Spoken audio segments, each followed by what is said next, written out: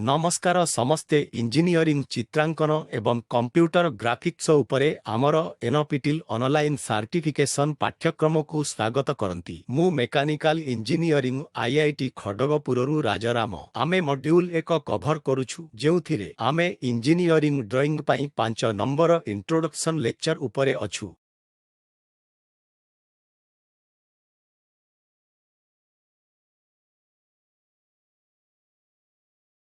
आमर पाठ्यक्रम पाठ्यपुस्तकगुड़िक हेउछि एनडी भट्ट एवं अन्यमानंक द्वारा इंजीनियरिंग ड्राइंग।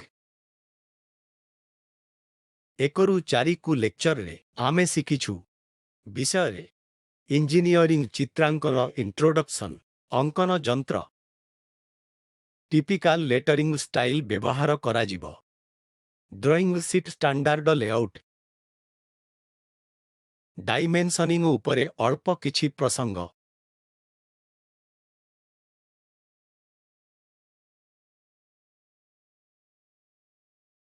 आजिर लेक्चर आमे डायमेंशनिंग विषय रे आउ किछि जिनिस शिखिबु, विशेष करी विशेष विषय उपरे जेपरी जदि एगुड़िक आर्कस, वृत्त, वक्र, किपरि पारालाल काइंड परिमाप एवं अन्यान्य जिनिस देबे।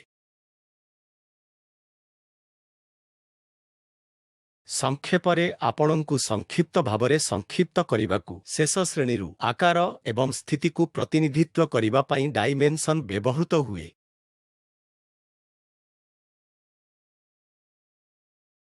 एवं एक डायमेंशन हेउछि एक संख्यागत मूल्य उपयुक्त यूनिटरे प्रकाशित। आमर सी मेट्रिक यूनिटरे आमे व्यवहार करू मिमी परी संख्यागत मूल्य आकार पाई एवं उत्पादन सुविधारे मेसिनिस्ट मानंक पाई एहा हेउछि मुख्य जोगाजोग। आमे लिनियर आकार विषय रे किछि सिखिलु। आंगुलार डायमेंशन किपरि देबे, जदि एहा रेडियस एवं रेफरेंस डायमेंशन कौन।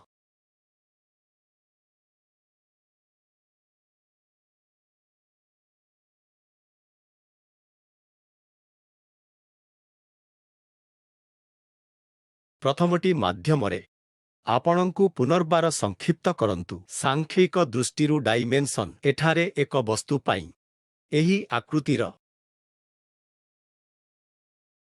एहा जहा आमे 1.75 भावरे देखाइछु बेसिक डायमेंशन भावरे एवं रेखा को प्रतिनिधित्व करिबा पाई एक आकार रेखा अछि। जदि एहा सर्वनिम्न 10 m.m तेबे केवल आमे एहाकु सेही पार्श्वरे देखाइबु। जदि एहा अछि ताठारु कम आमे दूररु आउ एक डायमेंशन व्यवहार करू। सेही परी जदि आमे आवश्यक करूथिबा जे कोनोसी आकार को प्रतिनिधित्व करिबाकु एक्सटेंशन रेखा एवं जदि कोनोसी वक्र अछि आमे एहाकु प्रतिनिधित्व करू एक रेडियस रेखा द्वारा एवं सेमाने एक्सटेंशन रेखा एही व्यासार्ध पाई डायमीटर किंबा रेडियस परी किछि प्रतिनिधित्व करिबा पाई सेही रेखा जहाकु आमे लीडर रेखा बोली कहि थाउ। जे कोनोसी व्यास पाई आमे स्वतंत्र सिंबल फाए व्यवहार करू। एक केंद्र परी किछि प्रतिनिधित्व करिबाकु आमे सेंटर रेखा व्यवहार करू। डैश द्वारा छोटो डैश एवं लंबा डैश लाइन जदि सेगुड़िक स्केल करिबाकु नुहे तेबे साधारणतः आमे सेही परिमापकु प्रतिनिधित्व करू।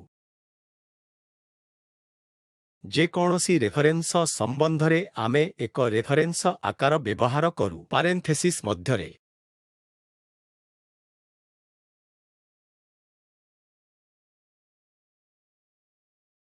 साधारणतः आमर ड्राइंग शीट रे आमे एक शब्द वाक्य उल्लेख करू अन्यथा निर्दिष्ट नहेले समस्त आकार मम रे नथाए।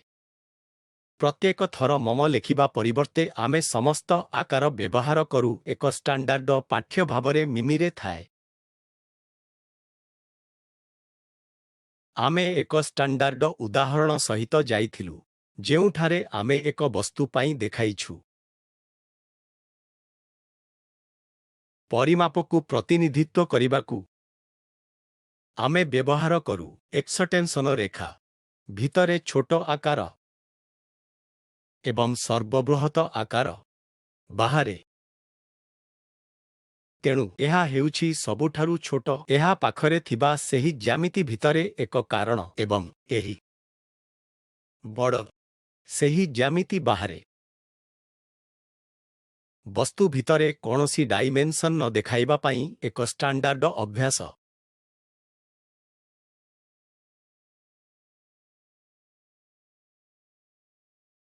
ସେହିଭଳି ଯଦି ଏଗୁଡ଼ିକ ସିଲିଣ୍ଡ୍ରିକାଲ ବସ୍ତୁ ଅଟେ, ଆମେ ଆଗକୁ ଯାଇଥିଲୁ ଏବଂ ଦେଖାଇଲେ ପ୍ରମୁଖ ବ୍ୟାସ ବସ୍ତୁ ବାହାରେ ସିମ୍ବଲ ଥାଏ ମାଧ୍ୟମରେ। ତେଣୁ ଏଠାରେ ଏହା ଗୋଟିଏ ସିଲିଣ୍ଡର, ଏକ ପାଦ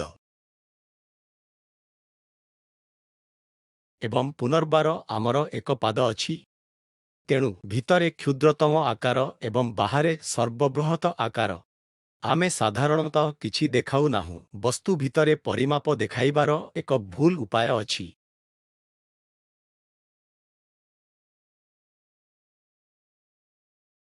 କୋଣ କୋଅର୍ଡିନେଟ୍ ବ୍ୟବହାର କରି ଆମେ ମଧ୍ୟ ପରିମାପ ଦେଖାଇଛୁ। କିଛି ଯେପରି ଯଦି ଏକ ଇନକ୍ଲାଇନ୍ଡ ବସ୍ତୁ ଅଛି, କୋଅର୍ଡିନେଟ୍ ସିଷ୍ଟମ ସମ୍ବନ୍ଧରେ ଏଇ ଗୋଟିକ 2.5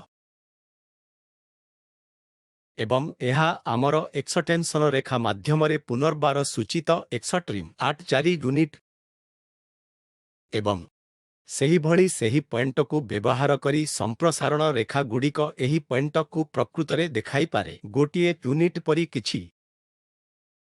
ତେଣୁ ଥରେ ଆମେ ଏଗୁଡ଼ିକ ଜାଣିବା ପରେ ଦୈର୍ଘ୍ୟ ଦୃଷ୍ଟିରୁ ପଏଣ୍ଟଗୁଡ଼ିକ ଆମେ ଜାଣୁ ଏହି ରେଖା କେଉଁଠାରେ ଯୋଗ ଦେବେ। ଏହି ଉପାୟରେ ଜଣେ ପ୍ରକୃତରେ ଏହି ଇନକ୍ଲାଇନ୍ଡ ରେଖା ନିର୍ମାଣ କରିପାରିବ।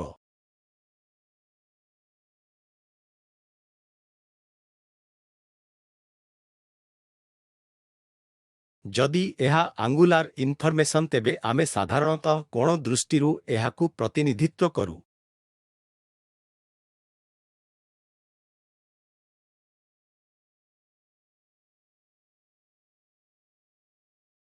ଯେକୌଣସି ଚାମଫର ଆମେ ସେହି ଚାମଫେରିଂ ଲେନ୍ସ ଅନ୍ତର୍ଭୁକ୍ତ କରି ପ୍ରତିନିଧିତ୍ୱ କରୁ। ଏହି ନିରନ୍ତର ରେଖାଗୁଡ଼ିକ ବ୍ୟବହାର କରିବା। ଧ୍ୟାନ ଦିଅନ୍ତୁ ଯେ ଡାଇମେନ୍ସନ ବାହାରେ ଅଛି କାରଣ ବ୍ୟବଧାନ ବହୁତ ଛୋଟ। ତେଣୁ ଏହାକୁ ଏହି ଉପାୟରେ ଦେଖାଇବା ଏକ ଭଲ ଧାରଣା ନୁହେଁ, ଏହା ଭୁଲ। ଏହା ଆମକୁ ବାହାରୁ ଏହି ଛୋଟ ଆକାର ଦେଖାଇବାରେ ସୁବିଧା ଦେଇଥାଏ। ଏବଂ ଏହା ମଧ୍ୟ ଅଛି ଯେ ଏହି ମେସିନିଂ ଆମକୁ ମାଚିଂ କରେ। ତେଣୁ ଯାହା ହେବ 45 ଡିଗ୍ରୀ କୋଣ।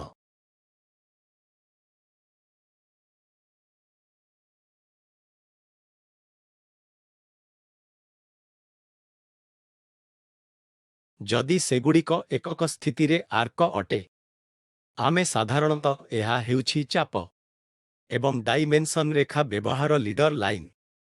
ୟୁନିଟ୍ ପ୍ରତିନିଧିତ୍ୱ କରିବାକୁ ଆମେ ଏକ ଅଂଶରେ ରହିବୁ। ରେଡିୟସ୍ ପାଇଁ ଆର 6 ଏହାର ୟୁନିଟ୍।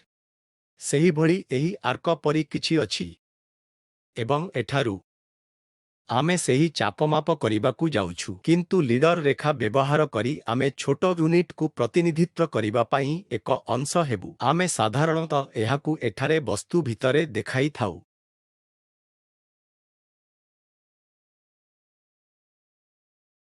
ସେହିଭଳି ଯଦି କୌଣସି ଇଣ୍ଟ୍ରିକେଟ୍ ଆକୃତି ଅଛି, ଆମେ ଆଗ୍ରହର କ୍ଷେତ୍ରକୁ ଘେରିଥାଉ ଏବଂ ତାପରେ ଏହାକୁ ବର୍ଦ୍ଧିତ ଦୃଶ୍ୟ ଭାବରେ ଦେଖାନ୍ତୁ।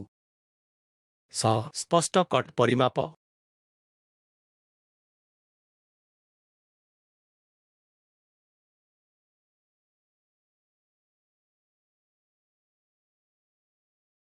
ତାପରେ ଆମେ ଭିନ୍ନ ଦେଖିବାକୁ ଚେଷ୍ଟା କରିଛୁ।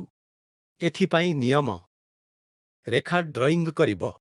ସେମାନଙ୍କ ମଧ୍ୟରୁ କେତେକ ଆକାର ବିଷୟରେ ସ୍ଥିତି ସେମାନଙ୍କୁ କିପରି ପ୍ରତିନିଧିତ୍ୱ କରିବେ ଏବଂ ଉଦାହରଣ ସ୍ୱରୂପ ଯଦି ସେମାନଙ୍କୁ କିପରି ପ୍ରତିନିଧିତ୍ୱ କରିବେ ତାହାର କୌଣସି ବ୍ୟାସ ଅଛି। ତେଣୁ ଏଠାରେ ଆକାର ସିମ୍ବଲକୁ ପ୍ରତିନିଧିତ୍ୱ କରେ ଏବଂ ସ୍ଥିତି ଅବସ୍ଥାନ। ତେଣୁ ଆମେ ଏହାକୁ ଏଲ ଦ୍ୱାରା ପ୍ରତିନିଧିତ୍ୱ କରୁ। ଏହା ଆକାର ଅଟେ ଏବଂ ଏହା ଅବସ୍ଥାନ ଅଟେ। ଛିଦ୍ର ସେହି ନିର୍ଦ୍ଦିଷ୍ଟ ସ୍ଥାନରେ ଅଛି।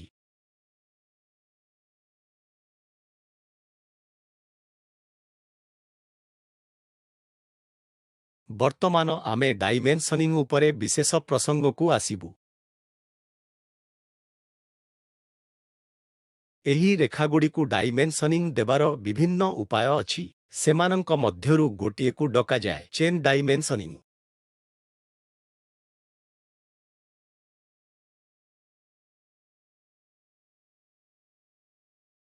ଏହା ବ୍ୟବହୃତ ହୁଏ ଯେତେବେଳେ ପ୍ରତ୍ୟେକ ଡାଇମେନ୍ସନ୍ ରଖାଯାଏ କୌଣସି ବ୍ୟବଧାନ ବିନା ପରବର୍ତ୍ତୀ ଡାଇମେନ୍ସନ୍ ସିଧାସଳଖ ଆଡ୍ଜାସେଣ୍ଟ। ଉଦାହରଣ ସ୍ୱରୂପ ଆସନ୍ତୁ ନେବା ଏହି ବସ୍ତୁ ଏକ ଷ୍ଟେପ୍ ବ୍ଲକ୍ ଅଛି।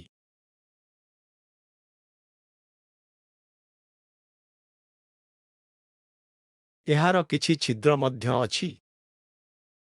ତେଣୁ ଯେତେବେଳେ ଛିଦ୍ର ବୃତ୍ତ ଥାଏ ଏବଂ ଅନ୍ୟାନ୍ୟ ଆମେ ସାଧାରଣତଃ ଏଗୁଡ଼ିକ ଦ୍ୱାରା ପ୍ରତିନିଧିତ୍ୱ କରୁ ଡ୍ୟାସ୍ ଡଟ୍ ଲାଇନ୍। ଯଦି ଆପଣ ଏଠାରେ ଲକ୍ଷ୍ୟ କରନ୍ତି ତେବେ ବର୍ତ୍ତମାନ ଆମେ ଚେନ୍ ଡାଇମେନ୍ସନିଂ ବ୍ୟବହାର କରିବାକୁ ପସନ୍ଦ କରୁ। ଏଠାରେ ଏକ୍ସଟେନ୍ସନ ରେଖା ଆଉ ଏକ ଏକ୍ସଟେନ୍ସନ ରେଖା ଅଛି ଆଉ ଏକ ଏକ୍ସଟେନ୍ସନ ରେଖା ଅଛି। ଏହା ମଧ୍ୟରେ ଆମେ ଡାଇମେନ୍ସନ୍ ଦେଖାଇବାକୁ ଯାଉଛୁ 20। ପୁନର୍ବାର ଏହା ହେଉଛି 25 ଏବଂ ପୁନର୍ବାର ଏହା 28।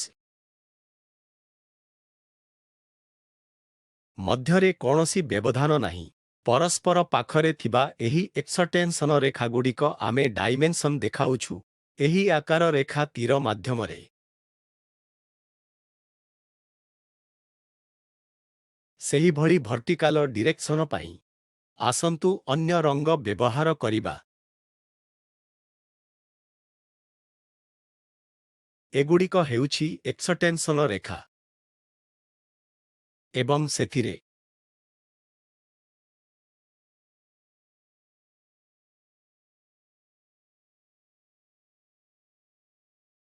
ଆମେ ବ୍ୟବହାର କରୁ ଡାଇମେନ୍ସନ୍ ରେଖା। ଏଠାରେ ପୁନଃ ଡାଇମେନ୍ସନ୍ ରେଖା ଏବଂ ଏଠାରେ ଡାଇମେନ୍ସନ୍ ରେଖା ମଧ୍ୟ ଅଛି। ତେଣୁ କୌଣସି ବ୍ୟବଧାନ ନାହିଁ ସେମାନଙ୍କ ମଧ୍ୟରେ। ଯଦି ଆମେ ସମାନ ସ୍ତରରେ ଦେଖାଯାଉଛୁ ତେବେ ଏହି ପ୍ରକାରର ପରସ୍ପର ପାଖରେ ସମାନ ସ୍ତରରେ ଏହିପରି ପ୍ରକାରର ଜିନିଷ ଯାହାକୁ ଆମେ ଚେନ୍ ଡାଇମେନ୍ସନିଂ ବୋଲି କହିଥାଉ।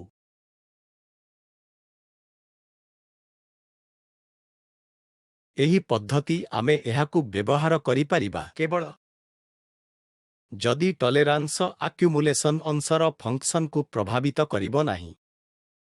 ପରବର୍ତ୍ତୀ କ୍ଲାସ୍ରେ ଏହି ସହନଶୀଳତା ପ୍ରସଙ୍ଗଗୁଡ଼ିକ ଆମେ ଏହା ବିଷୟରେ ଶିଖିବୁ। ବଦଳରେ 25 ଯଦି ଆମର ପ୍ଲସ୍ କିମ୍ବା ମାଇନସ୍ ପଏଣ୍ଟ ଅଛି ଗୋଟିଏ M.M ପ୍ରକାରର ୟୁନିଟ୍ ଏହି ଅତିରିକ୍ତ ଜିନିଷ ଯାହାକୁ ଆମେ ସହନଶୀଳତା ବୋଲି କହିଥାଉ। ଏହାର ଅର୍ଥ ଯେତେବେଳେ ଆପଣ ମେସିନିଂ କରୁଛନ୍ତି କିମ୍ବା ବୋଧହୁଏ ଏକ ଅଂଶ ତିଆରି କରୁଛନ୍ତି ସେତେବେଳେ ଏହି ପ୍ରକାରର ଅଂଶ ଉତ୍ପାଦନ କରୁଛନ୍ତି। ସଠିକ୍ ଭାବରେ ଉତ୍ପାଦନ କରିବା ସହଜ ନୁହେଁ। 25 ମିଲିମିଟର ସର୍ବଦା ପ୍ଲସ୍ କିମ୍ବା ମାଇନସ୍ ପ୍ରକାରର ସଂଶୋଧନ ଜଡ଼ିତ ଥାଏ। ଏହି ପ୍ରକାରର ଜିନିଷକୁ ସହନଶୀଳତା କୁହାଯାଏ। ପରବର୍ତ୍ତୀ କ୍ଲାସ୍ରେ ଆମେ ଏହାକୁ ଅଧିକ ବିବରଣୀ ଶିଖିବୁ। ଯେତେବେଳେ ଆମର ଏପରି ସହନଶୀଳତା ନାହିଁ ତାପରେ କେବଳ ଆମେ ଚେନ୍ ଡାଇମେନ୍ସନିଂ ଦେଖାଇବା ପାଇଁ ଏକ ଅଂଶ ହେବୁ। ଅନ୍ୟଥା କଣ ହେବ? ଏହା ହେବା ଉଚିତ 25 ଏଥିସହ କିମ୍ବା ବିଯୁକ୍ତ।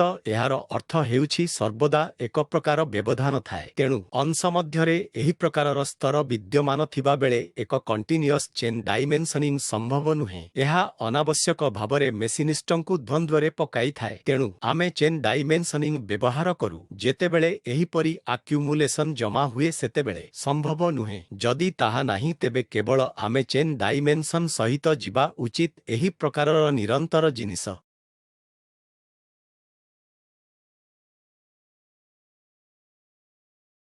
ଆସନ୍ତୁ ଏକ ସିଲିଣ୍ଡ୍ରିକାଲ ବସ୍ତୁ ନେବା।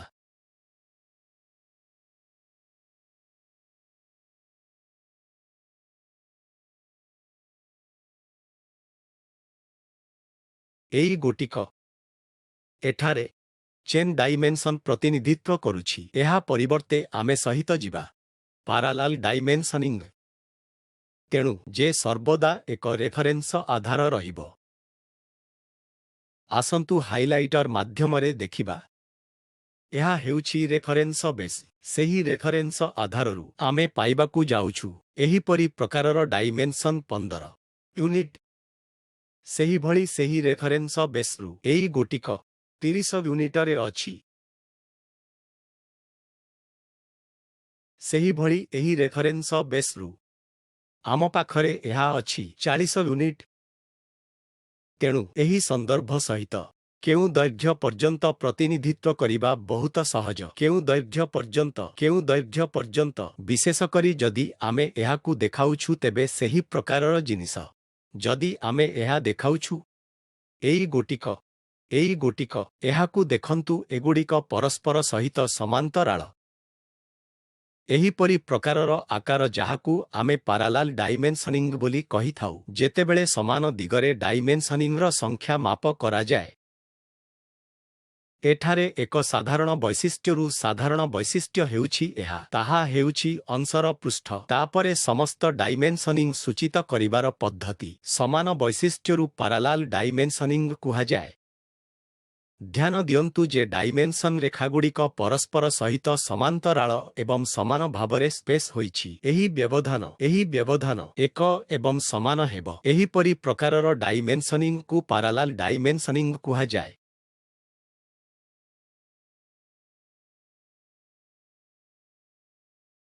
ଆଉ ଗୋଟିଏ ଅଛି ମିଳିତ ଡାଇମେନ୍ସନିଂ ନାମକ ଏହି ଜିନିଷଗୁଡ଼ିକୁ ପରିମାପ କରିବାର ଉପାୟ। ଆସନ୍ତୁ ଏହି ବସ୍ତୁ ବାଛିବା। ଏହା ହେଉଛି ବସ୍ତୁ।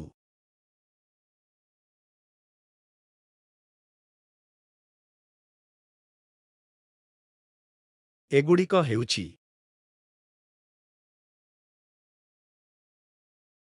ସମ୍ପ୍ରସାରଣ ରେଖା।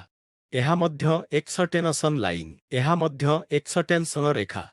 ବର୍ତ୍ତମାନ ଆସନ୍ତୁ ଧ୍ୟାନ ଦେବା। ଏଇ ଗୋଟିକ ଏହି ଡାଇମେନ୍ସନ୍ ରେଖାଗୁଡ଼ିକ ପ୍ରତିନିଧିତ୍ୱ କରେ ସେହି ଆର୍କକୁ ଏହି ସମ୍ପ୍ରସାରଣ ରେଖା ପାଇଁ। ଏହି ଏକ୍ସଟେନସନ ରେଖାଠାରୁ ଆରମ୍ଭ କରି ଏହି ଏକ୍ସଟେନସନ ରେଖାଠାରୁ ଆରମ୍ଭ କରି ଏହାକୁ ପର୍ଯ୍ୟନ୍ତ। ତେଣୁ ଏଗୁଡ଼ିକ ହେଉଛି ସମାନ୍ତରାଳ। ଏଗୁଡ଼ିକ ଏକ ପ୍ରକାର ନିରନ୍ତର ଚେନ୍ ଡାଇମେନ୍ସନିଂ। ଯଦି ଆପଣ ନୁହନ୍ତି 20-15 ଏ 20 ପରସ୍ପର ପାଖରେ ଏବଂ ଏକ କଣ୍ଟିନିୟସ୍ ଚେନ୍ ଡାଇମେନ୍ସନିଂ। ଆସନ୍ତୁ ଅନ୍ୟମାନଙ୍କୁ ଦେଖିବା।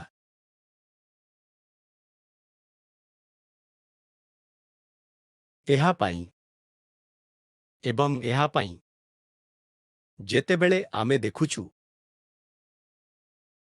ଏହା 8 ମିଲିମିଟର ଏବଂ ଏହା 8 ମିଲିମିଟର ଏହା ସହିତ ଏହି ସମାନ୍ତରାଳ ସହିତ ସମାନ୍ତରାଳ। ତେଣୁ ଆମ ପାଖରେ ଏଥିପାଇଁ ଉଭୟ ସମାନ୍ତରାଳ ଅଛି 8 ଅଂଶଗୁଡ଼ିକ ପାରାଲାଲ୍ ଡାଇମେନ୍ସନିଂ ଏବଂ ଏଥିପାଇଁ 20 ଚେନ୍ ପ୍ରକାରର ଅଂଶ। ଉଭୟ ସମାନ ଡ୍ରଇଂରେ ଅନ୍ତର୍ଭୁକ୍ତ ଯେ ଏହିପରି ଜିନିଷକୁ ମିଳିତ ଡାଇମେନ୍ସନିଂ କୁହାଯାଏ। ବେଳେବେଳେ ଆମେ ଏହାକୁ ବ୍ୟବହାର କରୁଥିବା ଉଦ୍ଦେଶ୍ୟରେ ଶୃଙ୍ଖଳା ଏବଂ ସମାନ୍ତରାଳ ଆକାରକୁ ମିଶ୍ରଣ କରିବା ଆବଶ୍ୟକ।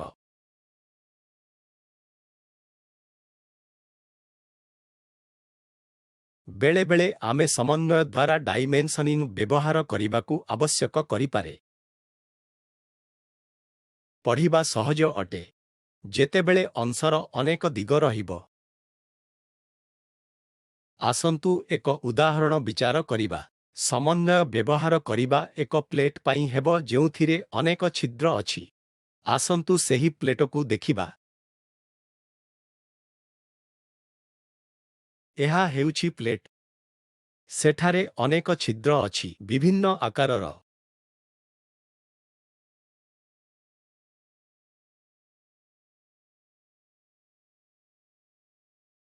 ବର୍ତ୍ତମାନ ଯଦି କେହି ଆକାର ଦେଖାଇବା ଆରମ୍ଭ କରିବାକୁ ଚାହାନ୍ତି ଏହା ଟିକେ ଅଶୁଭ ହୋଇଯାଏ।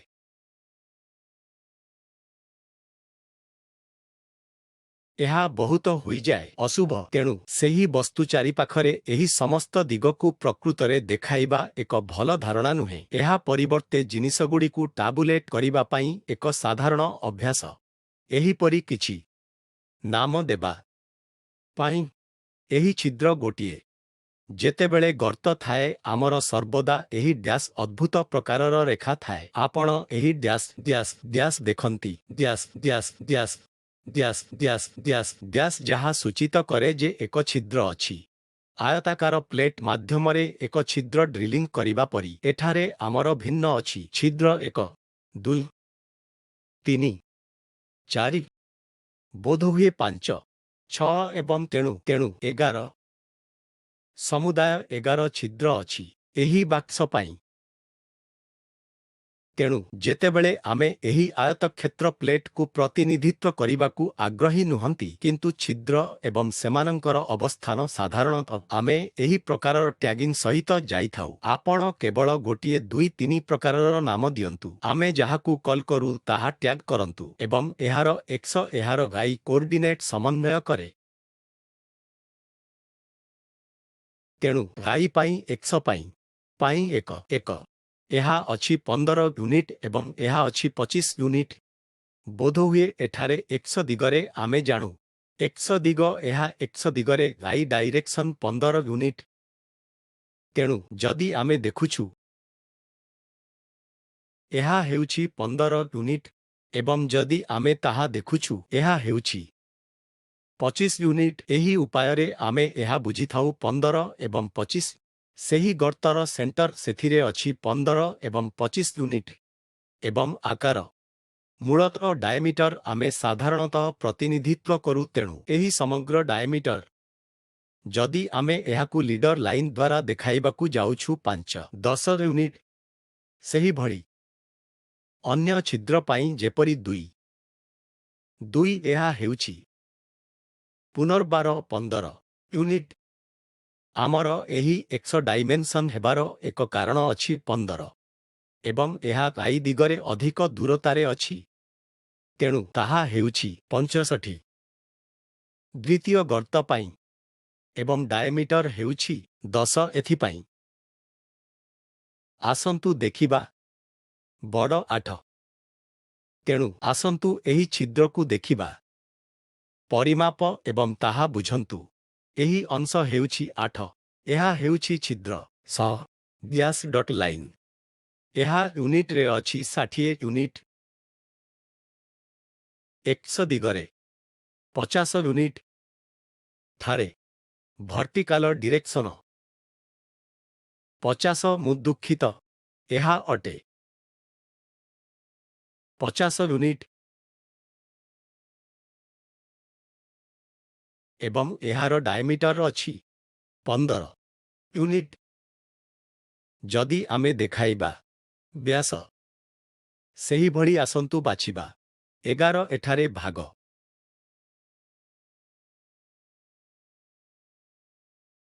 ହରାଇଜଣ୍ଟାଲ ଡିରେକ୍ସନରେ ଏହା ଅଛି 90 ୟୁନିଟ୍ ଏବଂ ଏହା ଅଛି 20 ୟୁନିଟ୍।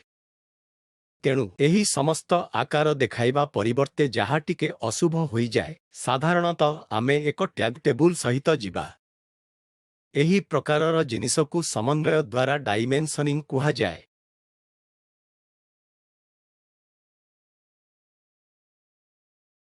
ସେହିଭଳି ଯେତେବେଳେ ସର୍କୁଲାର ବୈଶିଷ୍ଟ୍ୟଗୁଡ଼ିକ ସେଠାରେ ଥାଏ ଡାଏମିଟର ଦେଖାଇବାର ବିଭିନ୍ନ ଉପାୟ ଅଛି। ଆସନ୍ତୁ ଏକ ଉଦାହରଣ ବାଛିବା। ପ୍ରଥମ ଜିନିଷ ହେଉଛି ସର୍କଲ। ଯଦି ଏହା ଏକ ସର୍କଲ ତେବେ ଏହା ରେଡିୟସ୍ ପରିବର୍ତ୍ତେ ଡାଏମିଟର ଦେଇ ଡାଇମେନ୍ସନ୍ ହେବା ଉଚିତ। କେବଳ ଆର୍କ ପାଇଁ ଆମେ ଡାଏମିଟର ଡାଇମେନ୍ସନିଂ ସହିତ ଯିବାକୁ ଥିବା ଯେକୌଣସି ପ୍ରକାରର ସର୍କଲ ପାଇଁ ବ୍ୟାସାର୍ଦ୍ଧ ବ୍ୟବହାର କରୁ। ଆସନ୍ତୁ ଏହି ସର୍କଲ ବାଛିବା। କାରଣ ଏହି ବ୍ୟବଧାନ ବଡ଼ ଅଟେ ଜଣେ ପ୍ରକୃତରେ ତୀର ଦୃଷ୍ଟିରୁ ଏହାକୁ ଦେଖାଇପାରେ ଏକ ଲିଡର ଲାଇନ୍ V30। ସାଧାରଣତଃ ଏହି ଲିଡର ରେଖାଗୁଡ଼ିକ ଆମେ ଏହାକୁ ହରାଇଜଣ୍ଟାଲ ରଖିଥାଉ। ଏହା ହେଉଛି ଉପାୟ ଏବଂ ଏହା ପାଖରେ ଆମେ ଦେଖାଉଛୁ ଫି ସିମ୍ବଲ ଡାୟାମିଟର ପ୍ରତିନିଧିତ୍ୱ କରେ ଏବଂ ଡାଇମେନ୍ସନିଂ ଜିନିଷଗୁଡ଼ିକ ଦେଖାଇବାର ସେହି ଗୋଟିଏ ଉପାୟ। ଆସନ୍ତୁ ଅନ୍ୟ ଡାଇମେନ୍ସନିଂକୁ ଦେଖିବା। ଉଦାହରଣ ସ୍ୱରୂପ ଏହା ଅନ୍ୟ ଏକ ସର୍କଲ। ଏହି ସର୍କଲ ପାଇଁ ଏଗୁଡ଼ିକ ହେଉଛି ଏକ୍ସଟେନ୍ସନ ରେଖା। ଜଣେ ଏହାକୁ ମଧ୍ୟ ଦେଖାଇପାରିବ। ଦୃଷ୍ଟିରୁ ଭି30 ୟୁନିଟ୍। ଏହା ଅନ୍ୟ ଏକ ଉପାୟ। ଯଦି ଆମର ଛିଦ୍ର ଏବଂ ଅନ୍ୟାନ୍ୟ ଜିନିଷ ଅଛି ତେବେ ଆମେ ସାଧାରଣତଃ ଏହି ଡ୍ୟାଶ୍ ଡଟ୍ ସହିତ ସେହି ପ୍ରକାରର ଜିନିଷ ସହିତ ଯାଇଥାଉ କିମ୍ବା ଛିଦ୍ର ଥିବା ଏକ ସର୍କଲ ମଧ୍ୟ ଦେଖାଇବା ପାଇଁ ଏକ ଅଂଶ ହେବ। ଏହି ଡ୍ୟାଶ୍ ଡଟ୍ ଲାଇନ୍ ଏହା ଦେଖାଇବାର ଅନ୍ୟ ଏକ ଉପାୟ ଅଛି। ଡାଇମେନ୍ସନ୍ ଦେଖାଇବା ପରିବର୍ତ୍ତେ ଏହା ଡାଇମେନ୍ସନ୍ ରେଖା ଡବଲ ତୀର ଜିନିଷ। ଜଣେ ଏହାକୁ ଗୋଟିଏ ତୀର ଦ୍ୱାରା ମଧ୍ୟ ଦେଖାଇପାରେ। ଏକ ଲିଡର ଲାଇନ୍ ଭି ସହିତ 7.5। ତେଣୁ ଏହି ଉପାୟ ମଧ୍ୟ ପ୍ରତିନିଧିତ୍ୱ କରେ ଯେ ଏକ ସର୍କଲ ଅଛି ଏବଂ ଡାଏମିଟର ହେଉଛି 7.5 ୟୁନିଟ୍।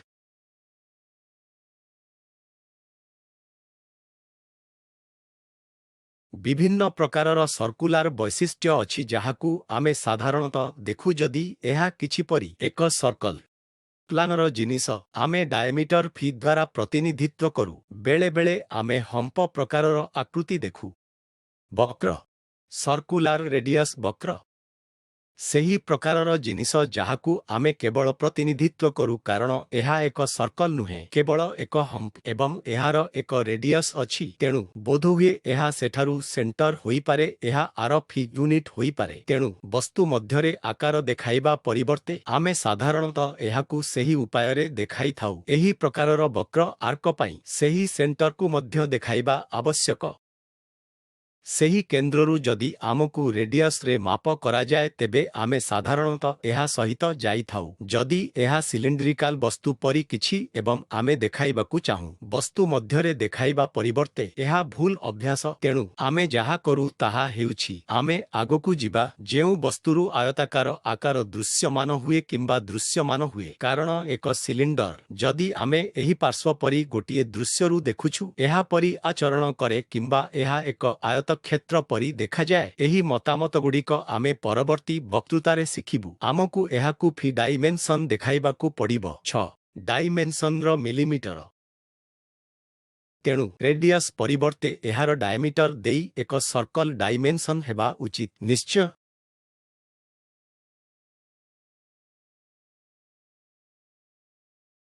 ସର୍କଲରେ ସେମାନେ ଏକତ୍ରିତ ହୋଇଥିବା ଅନେକ ଛିଦ୍ର ଅଛି। ଆସନ୍ତୁ ଦେଖିବା।